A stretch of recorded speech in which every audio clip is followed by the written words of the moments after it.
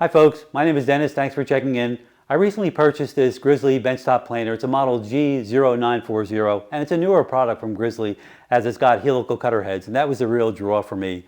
But even though it's a benchtop planer, it still weighs about 50 or 60 pounds, and I didn't envision myself picking it up and storing it away every time I wanted to use it. So I decided to build a cart for it.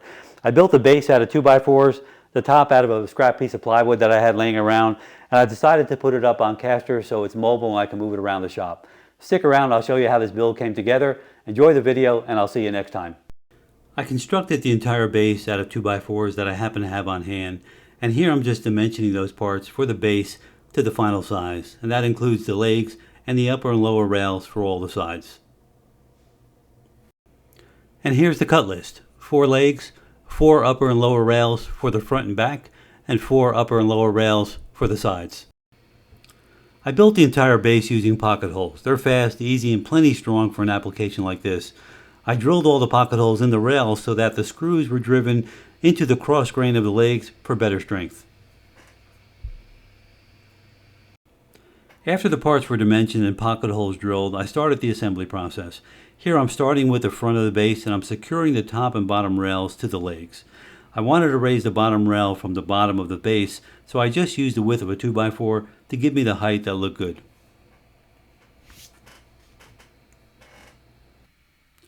Here I'm attaching the side rails to the front frame, and once they're attached, I fasten the back of the stand to the rails to complete the base. And that's essentially the base without the top. Pretty straightforward in terms of construction, and pretty inexpensive since it's all 2x4 material purchased from a big box store. For the top, I cut out a piece of scrap plywood that I had laying around and temporarily fastened it to the base, and then used a flush trim router bit to align the top with the base. And then I went ahead and completed fastening the top to the base by first drilling a countersink and then using pocket hole screws to fasten the entire top. And then I went ahead and gave everything a quick sanding just to smooth out the rough lumber and to ease all the edges. Next up is installing the casters. Now these casters are a little different than typical casters. They literally lift the base off the floor when wanting to move a stand like I'm building or a workbench to a different location in your shop. When you've got it to where you want it, you release the casters and the bench sits on the floor.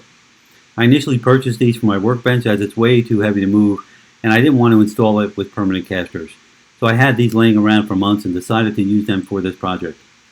But full transparency, I rechecked the prices before making this video, and it reminded me that they were pretty pricey. So while these do have some interesting features, traditional casters with a brake will do just fine. And here we are with the completed stand and the new planer on top. I hope this video has been helpful, and if so, please consider subscribing and give me a thumbs up and leaving a comment down below. I'll leave the dimensions of the stand as well as links to the casters and planers in the description below. Again, thanks for joining, and I'll see you next time.